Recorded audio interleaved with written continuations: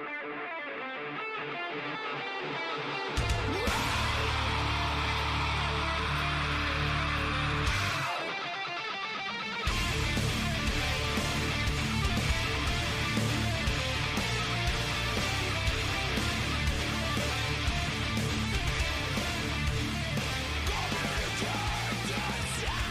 right, here we go. Today is Sunday, July 17th, 2022, and this is episode 268 of the Defensive Security Podcast. My name is jerry.All, and joining me tonight, as always, is Mr. Andrew Kellett.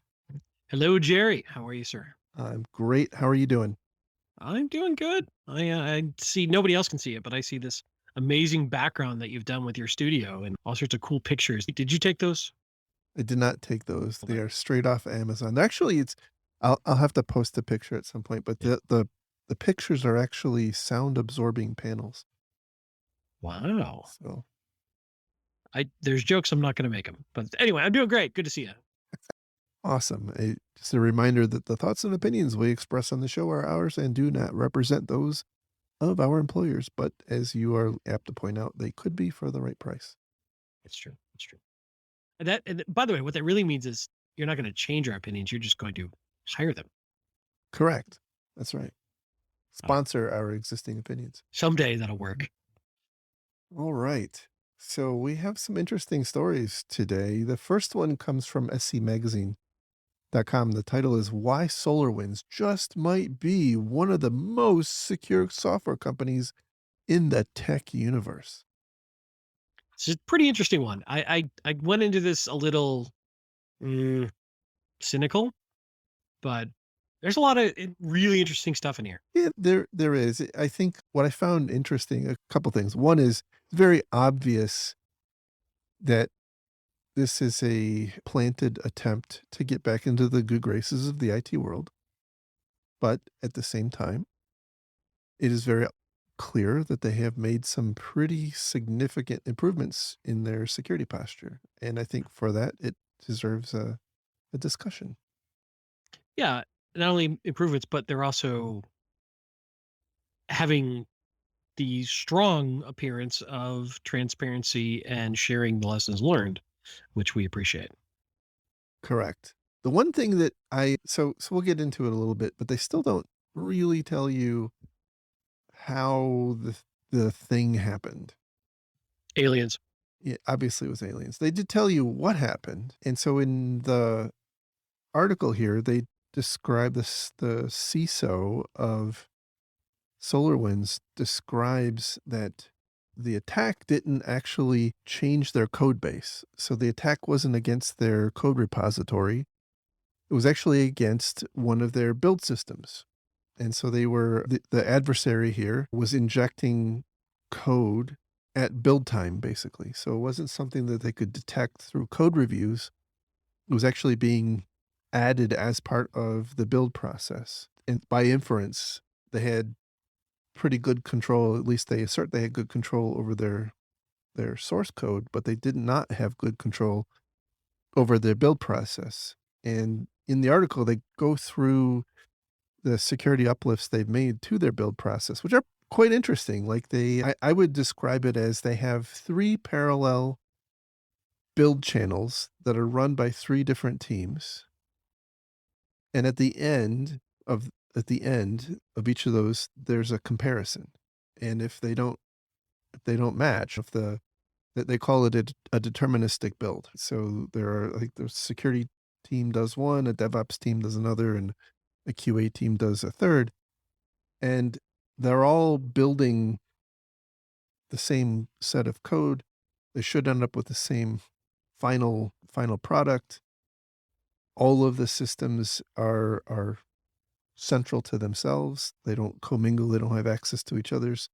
So there should be a very low opportunity for an adversary to have access to all 3 environments and do the same thing they did without being able to detect at the end when they do the comparison between the 3 builds. So I thought it was a novel approach. I hadn't thought about it. It seems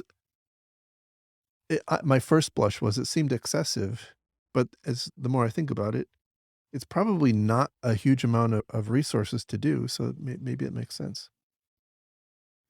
Yeah. It also, they mentioned that 3 different people are in charge of it. right? And so to corrupt it or somehow inject it into all 3 would take somehow corrupting 3 different individuals somehow, some way. Yeah, they would have to collude. The three teams would have to collude Yeah. with each other. Which is difficult. Yeah, absolutely. So they actually, I haven't looked into it, but they actually say that they've open sourced their approach to this, the multi what I'll just call multi-channel build, which I thought was interesting. So Yeah. anyhow, there's it's a good read. They talk about how they changed from their prior model of having one centralized SOC under the company's CISO to three different SOCs that monitor different aspects of the environment. They went from having a kind of a part-time red team to a dedicated red team who's focused on the build environment. I will say the one reservation I have is this kind of feels maybe a little bit like they're fighting the last war. And so all the stuff that they're describing is very focused on addressing the thing that failed last time. And are they making equal improvements in other areas? Could be. I would say that they're stuck in a bit of a pickle here where they need to address the common question is how do you stop this from happening again? That is what most people are going to ask them. It's what the government's asking them. That's what customers are asking them. And so they're somewhat forced, whether that's the most efficient use of resources or not, to deal with that problem. Right. Right? They have no choice. But I also feel like a lot of the changes built change to their build process would catch a great many other supply chain type attack outcomes. Yeah. Seems to me. Fair enough. That's also interesting because a lot of these things are easy to somewhat explain. I bet there's a lot of devils in the details that they had to figure out. They mentioned that they halted all new development of any new features for 7 months and turned all attention to security. Yeah. So And it sounded like they moved from I think an on-prem dev and build environment to one that was up in AWS so that they could dynamically create and destroy them as needed.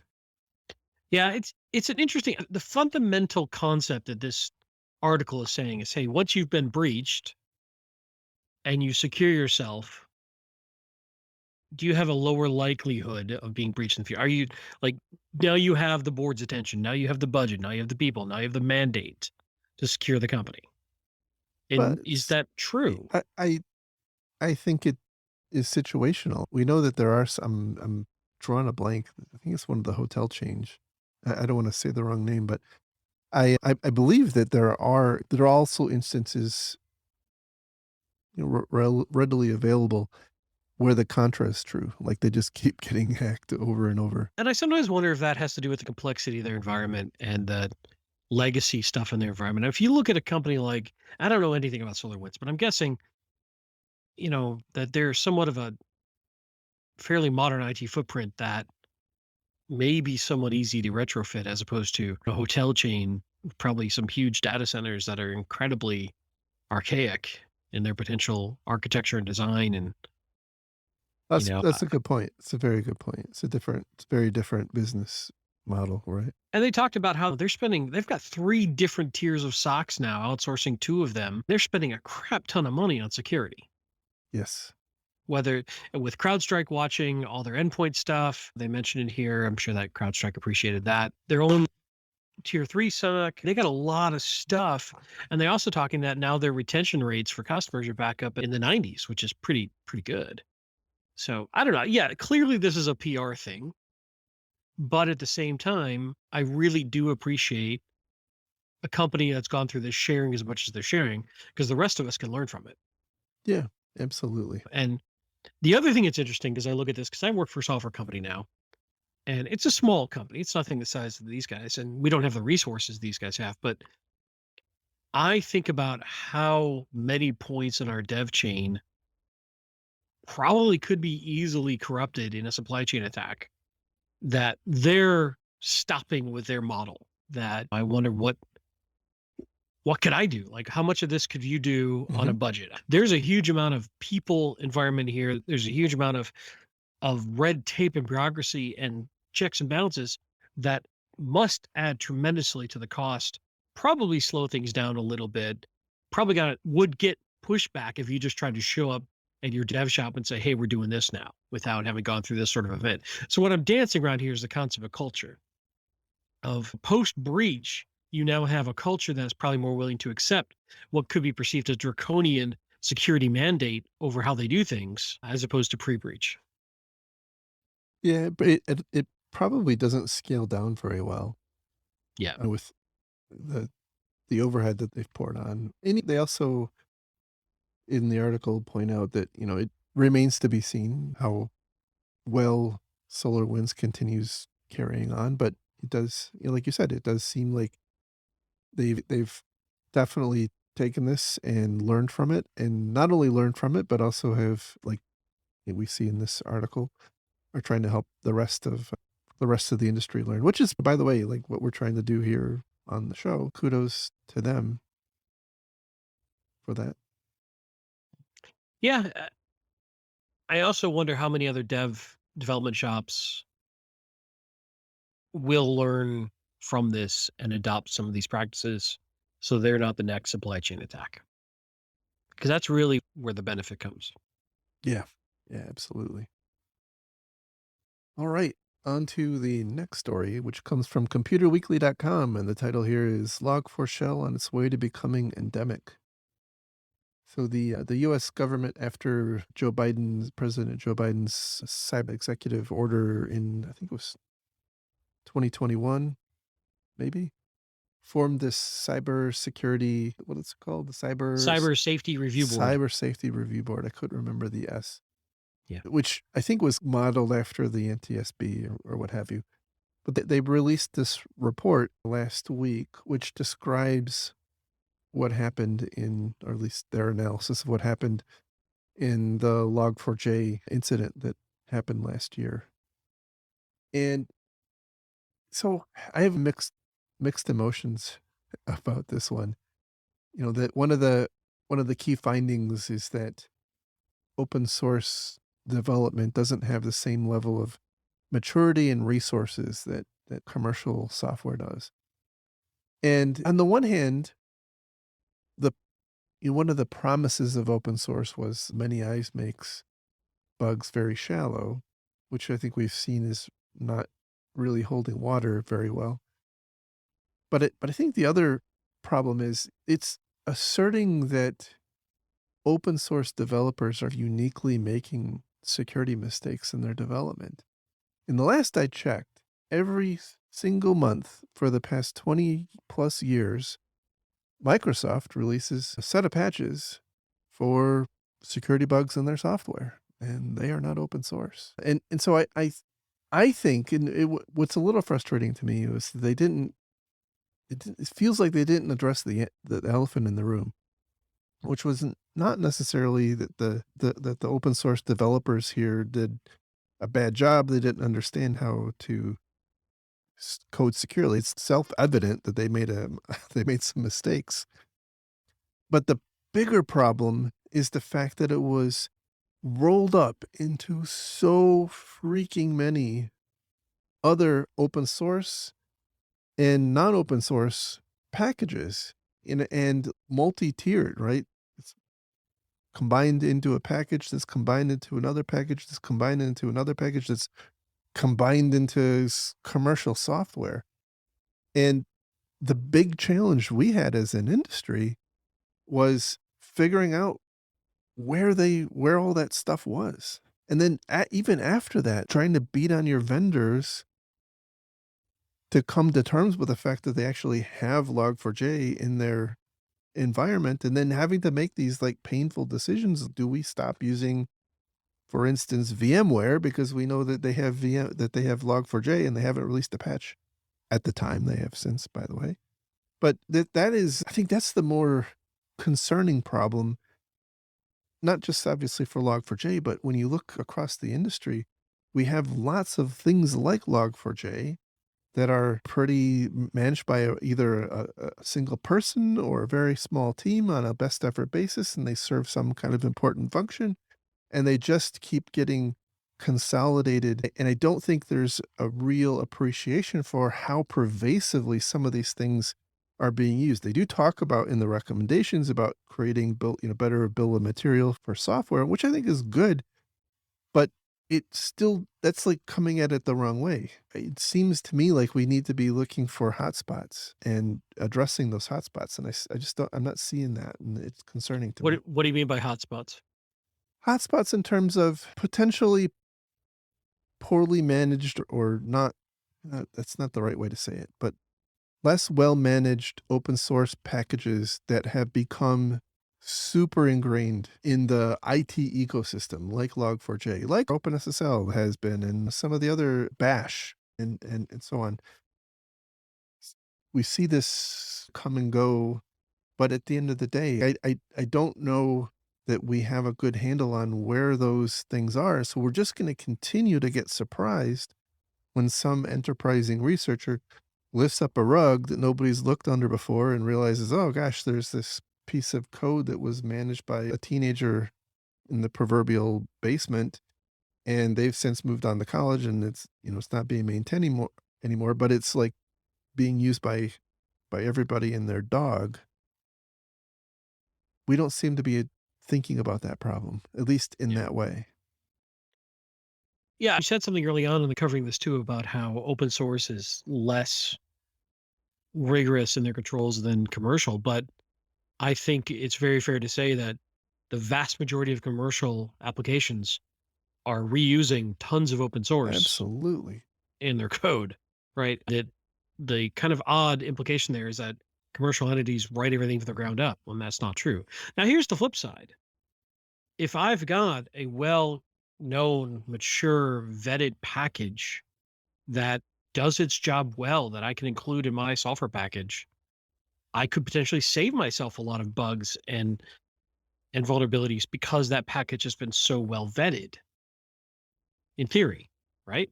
You know, 100%. Yep. it's like writing your own encryption algorithm. Bad idea. There's a whole litany of people who've ended in ruin because they thought they knew better, and that's a really hard problem to solve.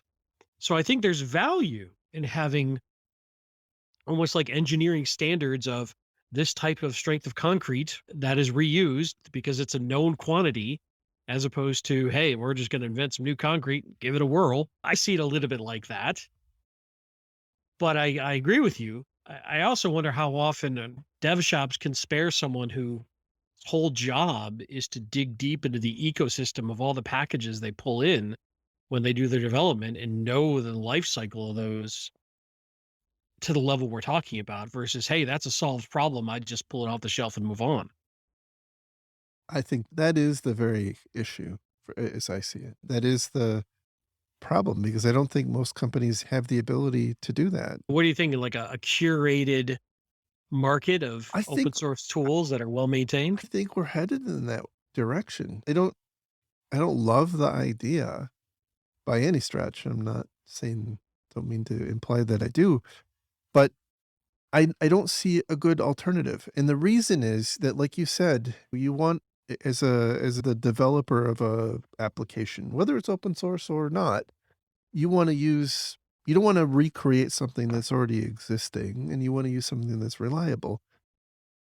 I think that one of the problems is that these smaller pieces of open source technology, like, I have a strong feeling that, like, when Log4j started out, they didn't expect that they were gonna be in every freaking piece of commercial and open source software out there. It just happened. It Right. happened over time.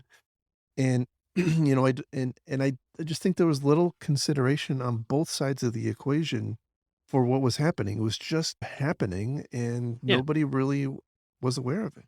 It's not like the Log4j team was like, come use me everywhere. And then there's a little bit of, hey, I wrote this. It's up to if you want to use it, that's on you. Yeah, it's there, caveat emptor. So it's, yeah, this is, I don't know. It's a tough problem. I don't know the software build materials is your solve either. I know a lot of people are talking about it. I know that it helps, but It you know, I think it helps in so much as if you as manufacturer of software, or even you as a consumer, have a SBOM that goes all the way down, which by the way is itself pretty tricky. when something like Log4j hits, you it becomes much easier to look across your environment and say, "Yep, I got it there and there. Yeah. That's what I have to go fix." By the way, like you're also dependent on your closed source commercial software providers also doing a similar kind of job. So I think there's a coming set of standards and processes that the industry is going to have to get to, because this problem isn't going to go away. It's going to continue to get worse. And somebody's either going to, some enterprising government like Australia or India or the US is going to stuff a solution none of us would like down our throat, or we're going to have to come up with something. Yeah, you're not wrong. It'll be interesting to see how it plays out. Now that I think this genie's out of the bottle, you got to assume some of these big cybercrime syndicates or whatever term you want to use are attempting to replicate this. Oh, 100%. 100%. They got to be looking around saying, what open source components exist in pervasively, and what would be easy-ish for me to take over slash compromise so that Yeah. I could roll up into as many environments as I can. Like that Yep. would be super convenient as an adversary. So anyway, the lots more to come on that. I do think we're going to see lots of hyper focus on source code, supply chain, open source coming, and I fear that it's going to be largely misguided for at least for a while. Fair enough. All right, the next story comes from Bleeping Computer, and it's a fascinating one. Title is Hackers Impersonate Cybersecurity Firms in Callback Phishing Attacks. Clever people. We have a story here about an adversary, or maybe multiple adversaries, who have become super enterprising, and they are sending letters to unwitting employees at different companies. And I don't know how well targeted this is. There's really not a lot of discussion about that. But in the example they cite, they have a letter. I think it comes by way of email on CrowdStrike letterhead, and it basically says, "Hey, CrowdStrike and your employer have this contract in place. We've seen some anomalous activity. You and your company are beholden to different regulatory requirements, and we have to move really fast. We need you to call this phone number and to schedule an assessment." And it, unlike, by the way, a lot of these things is pretty well written. I would like to think that if I got it, I would say that's BS, but like it is really well written. It's not full of grammatical errors. It kind of makes sense. And apparently if you follow the instructions, by the way, it the hypothesis is that it'll lead to, unsurprisingly, a ransomware infection, because they'll install a remote access Trojan on your workstation and then use that as a beachhead to get into your company's network. Yeah. I hate to say it, but another good reason why you shouldn't let your employees just randomly install software. Yes. You have to assume there'll be some. This is where I struggle, by the way, with social engineering training, is I really do believe, and it's not a failure, it's not a moral failure, it's not an intelligent failure. It's a psychological weakness of how human beings' brains work that these bad guys are exploiting. And they will find some percentage in some certain circumstances that will fall for these sorts of efforts. And you've got to be resilient against that. I don't think you can train that risk away. I yeah, I would say that it's perilous to think that you can train it away, because then you start to think that when it happens, it's the failure of the person. And I actually think that's the wrong way to think about it. If you have, obviously, you want to do some a level of training, Sure. just if for no other reason, you're obligated to do that by many regulations and whatnot. But also, like, you want people to understand, like, what to look for. It helps in the long run. But at the end of the day, like, we have to design our environments to withstand that kind of issue, right? Yeah. If we're if our security is predicated on someone recognizing that a well-written email on CrowdStrike letterhead is is fake, like, we have problems. Yeah. If you're never going to be taken down by one errant click by an employee, That I think is the problem you need to solve. Yeah, and that's a failure on our, like, IT and Yeah, security side, not on the employee side. yeah, So, agreed. anyway, be on the lookout. Obviously, this is, pretty I hadn't heard of this before. It makes total sense in hindsight, but something to be on the lookout for. Alright, the last story we have comes from cybersecuritydive.com. One of my new favorite websites, by the way. They have good stuff on there. Title is Microsoft Rollback on Macro Blocking in Office Sows Confusion. So earlier in the year, Microsoft made a much heralded announcement that they were going to be blocking macros in Microsoft Office from anything that was originated from the internet.